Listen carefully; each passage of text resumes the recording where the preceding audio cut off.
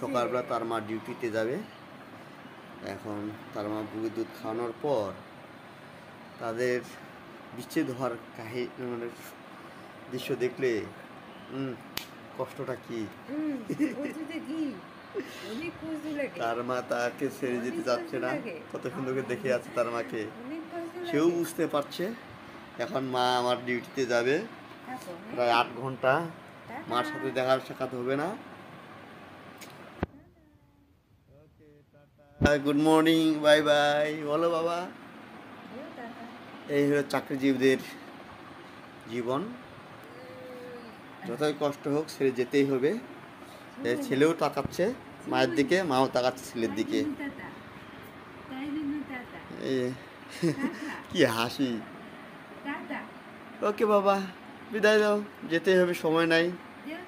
Bye bye, tata tata. কষ্টের জীবন। Okay bye bye.